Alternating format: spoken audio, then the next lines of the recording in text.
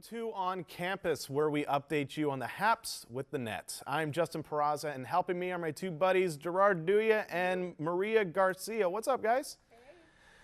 So a big change is happening to the Bay Area's second favorite bridge. The lights that were put up on the Bay Bridge in 2013 as the world's largest LED lights sculpture are being taken down. The reason why Caltrans is taking the 25,000 lights down is for cable maintenance. The original plan was for the lights to only keep them for 2 years, but people loved the Bay lights so much that they raised $4 million to make it a permanent fixture. So get ready, tomorrow at 5:45 a.m. is the last time you can see the lights for about a year. If you miss them, the next time you'll be able to see them will be Super Bowl 50 in 2016. Oh, I'm so bummed out that those lights are going down. 2016, yeah, it's way too long away. That is way too long. I know. I feel like the lights were like a pinpoint for that bridge, you know? It was reconstructed and everything, and well, it definitely was. What it is, yeah. And I feel bad for like maybe the waterfront businesses, you know what I mean? So maybe I could have took Maria to the restaurant, you know, for Christmas and see the lights while we eat. Don't want to go anymore. No. Now she doesn't want to go. It's all lights. Can you imagine? There's supposed to be like there's supposed to be like a meeting going on outside, like a gathering going on also when the lights actually go down. This is also what I'm hearing, right? So I can totally imagine this. It'll be like the polar opposite of New Year's Eve. You know, like when New Year's Eve the lights go off and lights go on and everybody freaks out. Whereas here the lights are going to go out and everyone's just going to be like, oh. 1, 2, 3, shut down. Like. And look, there's a tweet. Let's go read it from Joy Yang. The Bay Lights might be my favorite public art installation. It's a bummer they're coming down, only for a little bit. It sure is. It is an extreme bummer, you know? Yeah. Imagine if they improve it by the time they actually bring it up by Super Bowl. It's going to be nuts. That'd be really cool, yeah. So, hopefully. Yeah, hopefully. Crossing fingers. Yeah, keep your fingers crossed. Well, I know I'm going to need a lot of coffee to stay up to see the lights on the bridge. And since I drink a lot of coffee anyway, hey, Gerard, what are the benefits of drinking it? Well, I'll tell you. Drinking coffee may lower your risk for heart attacks. Researchers found that people who drink 2 to 5 cups of coffee a day have a lower risk of clogged arteries compared to non-drinkers. Here's Dr. Mark Siegel with one explanation as to why. Coffee have compounds in it called polyphenols that decrease inflammation. And we know that it's inflammation in the body that leads to heart disease building up. So there's a lot of reasons to believe that coffee can decrease your risk of heart disease. There's been prior studies on this. This is very powerful. Unfortunately, having your cup of joe with extra sugar like whipped cream eliminates those health advantages. Also, people who are at risk for heart disease should limit their caffeine intake and may choose to drink decaf for the supposed benefits. Are any of you guys coffee drinkers, maybe? As a matter of fact, I used to work at a coffee shop, and you'd be very surprised, yeah. Wake up 5 in the morning, and you know, you'd see a lot of people come in. And they used to always say that. They used to always complain about not wanting to use the cream because of like how the video said. Yeah, it was specifically because of that. So I thought that was really neat how it. Now I know why they didn't want to drink coffee. Like I said earlier, I do drink my own fair share of coffee, but I was right. You did also mention that cream and sugar can actually balance that out and actually cause those effects to not happen. So what if I only put like a little bit of cream and sugar in there? If you put a little bit of cream and sugar, then you'll get the health benefits from it. So just don't make sure you're gonna douse it, or you know what I mean, or just have it half cream, half coffee, right? Good. Good. I'm actually glad to hear that. I can't drink just plain black coffee. Well, you know what they say. You can tell a lot about a person with their coffee cup. So it's true. Just throwing it out there. How do you drink your coffee? I like it black, personally. Personally? Yeah. Like I said, little cream and sugar. It's all good for me. Yeah. Maybe a block of sugar. Maybe a block. Maybe a little block. You never know. Yeah, a block or 2 or 3. How about 20? Does that sound good for you? Just about. Yeah. Speaking of having a cup of joe in the morning, have you ever woken up early to catch your favorite early morning show, Justin? Oh yeah, a lot of times when I was a kid. Well, an adult twist to a kid-friendly show shocked millions of Mighty Morphin Power Rangers fans, and I actually have a clip of that short film if you guys want to go ahead and take a look. Let's go and take a look. Oh, sorry. 할 말 있어? 어?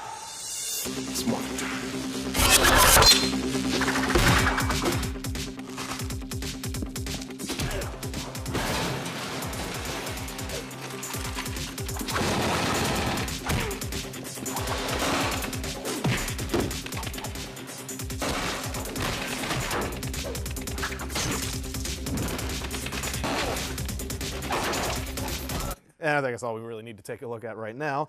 So late last month, a brutal adult-themed Power Rangers fan film showed up on YouTube, Vimeo, and Facebook. Saban Entertainment, the owner of the Power Rangers brand, wasn't a big fan of the short film and filed a copyright claim against it. This forced the video off of YouTube and Vimeo, but not Facebook for some reason. This sparked a lot of controversy throughout the internet, with people who both liked and disliked the fan film saying it should stay online since it falls under fair use.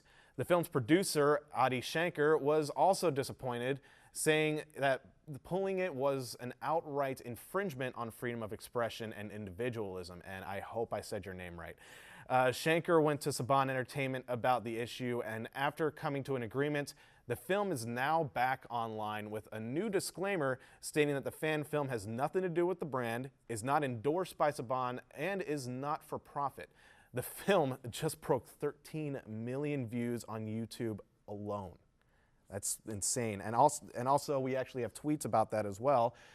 This bootleg Power Ranger short film is ill. The real Power Rangers should be jealous. And also I have a comment as well on right here on my iPad about somebody's reaction to about it being back online. Good, happy to see this happen, and I didn't even care about the film either. The product was essentially some expensive fan art just distributed online like a deviant art drawing. That shows how god-awful copyright law can be when it got taken down. And yeah, like I said, 13 million views on Power Rangers. I used to actually watch Power Rangers when I was growing up, as a matter of fact. I don't know if you did too, but I believe we all had our fair shares of watching these shows, and, you know, it's a shame. Rest in peace, Yellow Ranger. Oh my God. Oh man, like I would have liked to see a little bit of Yellow Ranger myself in the fan film. But yeah, I do believe that it should stay online. It does totally stay under fair use, and really any company shouldn't have the right to really pull a video offline, especially when it's not making anything out of it. It's really just for the love of the series. What I also find really interesting is that a lot of things that are out there right now in the media, and like a lot of things that are like TV shows and so on and so forth, they actually get their ideas from other previous shows and other previous, you know, just they get their like ideas from other things. You know, it's not you wake up one day and you're just like, okay, I fully dead set made this up by my own, you know? Yeah. So there's been a lot of copyright cases where it doesn't really matter after a point, you know? Mm-hmm. I kind of like how, well, from what I remember with Power Rangers, it was kind of cheesy, you know? It really was. It's kind of cool, kind of cheesy, but then nowadays, or you know, this film, it's really intense. So it kind of, what I think it's cool, what's cool. That was intense. Yeah, very intense. What I think it's cool about it is that when it got blocked for a short time, I'm glad that the people that grew up with it are grown-ups now. That's part of the reason why it got back, because these people, you know, were on social media, you know, we have a voice. So so it's like to combat the fair use, you know, with the big businesses. So it's like, it's a good thing to, you know, it's a good win for the people, I guess. And you want to read that tweet real quick? Yeah, we got a tweet on this. The Trailer Heroes actually, he posted out and said, if you didn't get to see the Great Power Rangers short film before it was taken down, good news, it's back. So, you know, well, there you have it. You guys got your Power Rangers back every Saturday morning or night. You know, it's for adults, so. Yeah, that's right. And let's face it, at the end of the day, I think the best thing to say is, go, go, Power Rangers! And we'll leave it at that. And when we come back, well, we're going to hear, well, we have some more interesting, some really interesting and important questions to ask, like how long does it take to get your emails, and also how important to you is your butt. We'll be right back. The following is a public service announcement test to determine if you need a fishing license and boat registration before you head out on the water. Let us begin. Are you your own boat? Is this your idea of fishing with friends? Do you want this in your favorite lake? Ick. Regardless how you answered, you need to be licensed and registered. Do your part at takemefishing.org.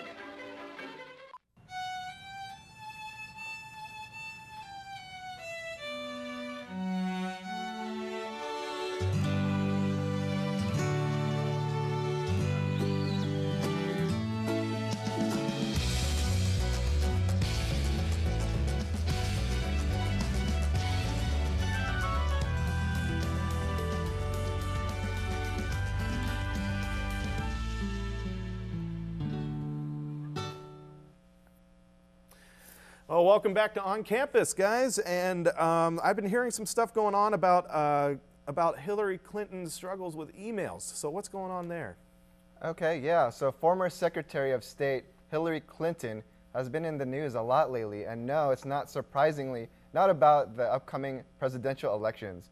Here's our own Fatima Edamati with the story. Hillary Clinton served as Secretary of State from 2009 to 2013. During her tenure, she exclusively used her personal email for all government-related communication. As required by the Federal Records Act, all government-related emails must be preserved. The concern is whether Clinton and her official aides handed everything over. State Department correspondent Margaret Brennan shares more. She abided by the spirit of the rules here at the State Department, and the New York Times reported that 55,000 pages of emails were handed over by Clinton aides to the State Department after this office requested that she hand over records that they would use for historic documentation. The issue of transparency has also been raised, and political figures have been expressing their opinions. One example is from Florida Governor Jeb Bush, who tweeted out, "Transparency matters. Unclassified Hillary Clinton emails should be released. You can see mine here." Although she is not the first political official to use a personal email, the issue raises the security risks involved when handling government-sensitive information. State Department spokesperson Marie Harf defends Clinton and her team. A, there was not a prohibition on using personal email, but B, there was also not a time requirement for when your personal emails or documents writ large had to be preserved as part of the record. That has since changed, but that was after she left. The security in place to handle classified material. Absolutely not. That is patently false. Although Clinton's team has spoken on her behalf, Clinton herself also addressed this issue via Twitter last night. She said, "I want the public to see my emails. I asked State to release them. They said they will review them for release as soon as possible." In Fremont for On Campus, I'm Fatima Etamati. Thanks, Fatima. That was great. So her emails, my first initial thoughts about that, I think she was like kind of thrown under the bus. You know, I mean, the news media just threw her under the bus because, as stated in Fatima's package, that she's not like the only government official who uses personal emails once in a while, right? Right. So, and according to the package too, Hillary's she's going to be transparent about it, so that's pretty good. But with that being said, though, it's kind of good protocol to use the government emails, because the thing is, I know, like, let's say with like professors, right? If they're going to look at their students' like roster and I want to email you and you're coffee drinker 669, I'm like, who is this? You know what I mean? It's like, and games per Justin996 at AOL.com is like, I don't know who you are. You know, it's the emails that you made in junior high, you gotta throw them out, use some new emails. I don't even remember any emails that I sent out in junior high. Did I even send any emails when I was in junior high? I don't know. For that matter, though, you guys have to like really analyze the idea that she might, well, it was said that she was going to run for presidency in 2016, right? Right. And so for this to come up, like, what does it say to her? You know, what does it say for her position in the election? Like, will she have a position, or, you know? Yeah, because if you want to run for president, you're going to be looked under a microscope. So right. I want to see how she's going to handle this situation, because if she handles it well, then, you know what I mean, we might foresee a woman president, and that might be her. But I would personally love that. Yeah? I'm just letting that out. Not even knowing her platforms? Hey, you guys should love it too. It's okay. Hey, whoever anybody votes for, whether it be like the first female president or just some other guy, it all depends on who votes for who. And let's face it, as long as we can get our emails out, that's probably the most important part of the day right there. Of course, yeah. Yeah. Okay, so Hillary Clinton isn't the only person whose morals are being questioned. You'll be surprised with what Maria is going to share with us next, Maria. That's right. Instagram, home to the millions of images and food and children, is apparently home to a new kind of disturbing trend called baby role-playing. If you insert the hashtags #BabyRP or #KidsRP, you will find pages and pages full of stolen baby pictures, and it's legal. A mom discovered her son's picture on someone else's online account, claiming this was her son. When the mother confronted the girl who took the photo, she was 16 years old and said she always wanted a son who looked like hers. It is said that certain kinds of people enjoy adopting other people's kids and creating fantasy stories. The Instagram role-playing has apparently been on the mommy's sphere radar for a few months, but continues to happen, and therefore strong pressure on Instagram to stop this activity is occurring. It's very intense. It's one of those things where I feel like no mother wants to go through this. No parent actually wants to go through this. It's devastating.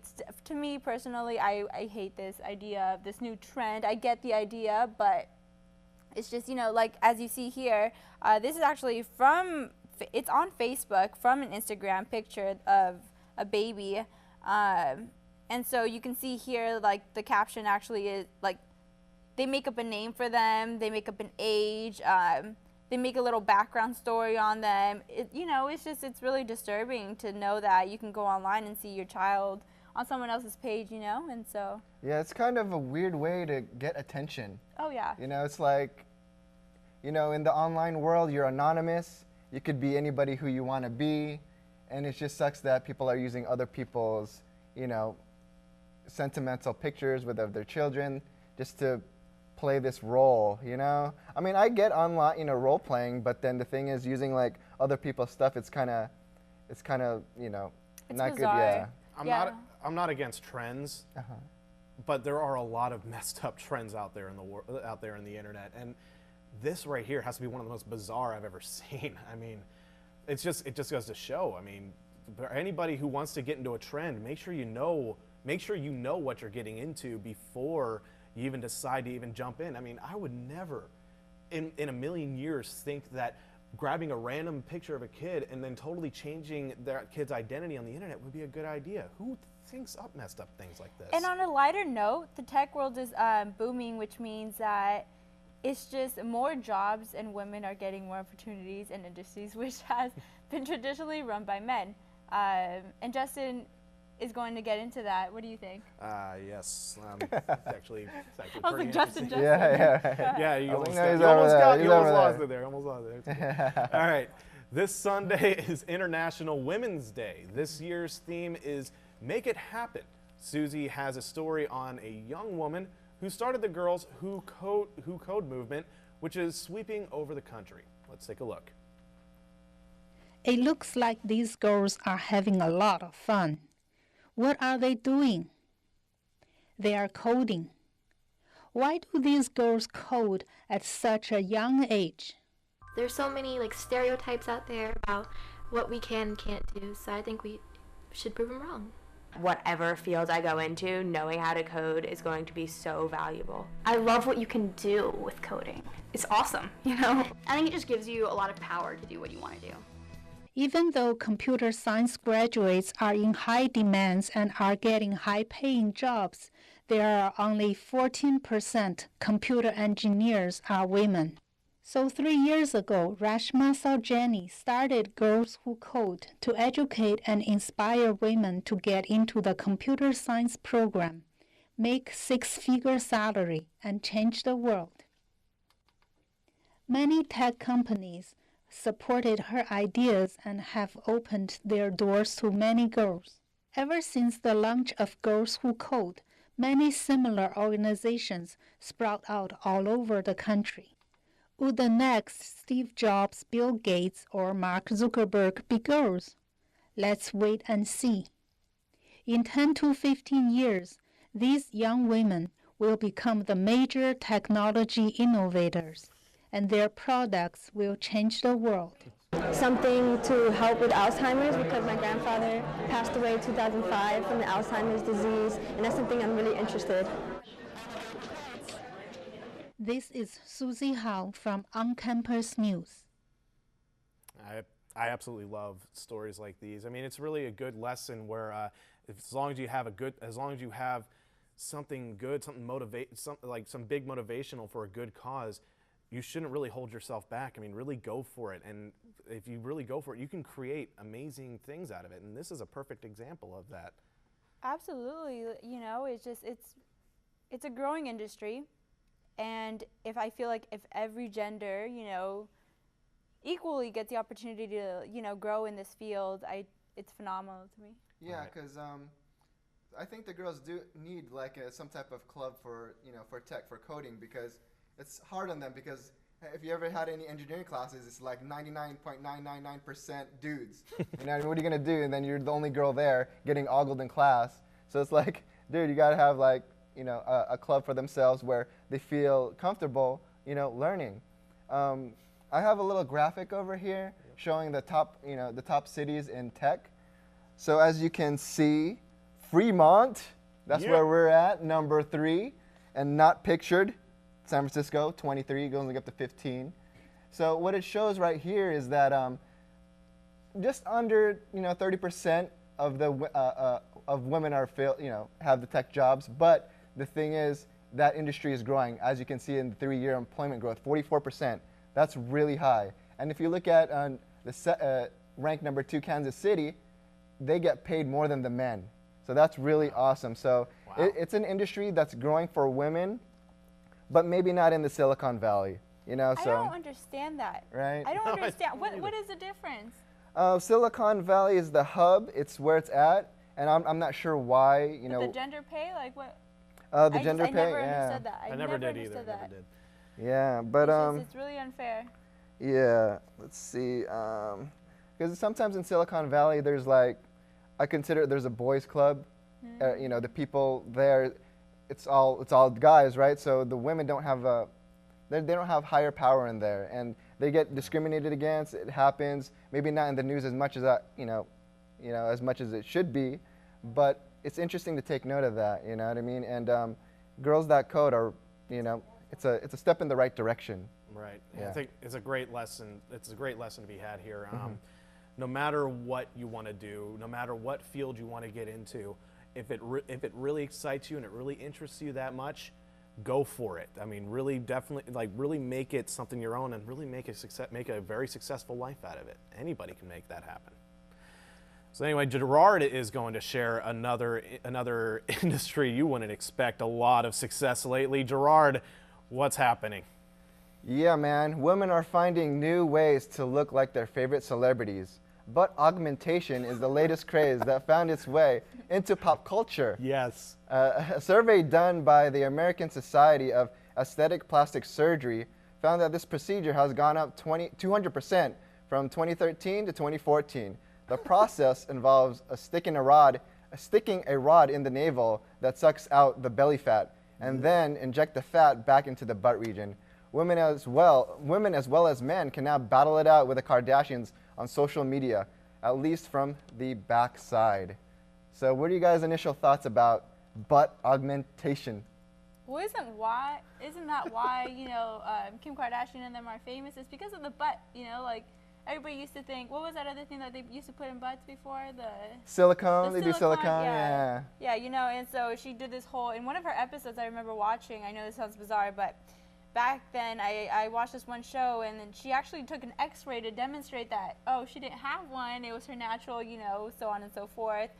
And then, it was, don't lie, you like it.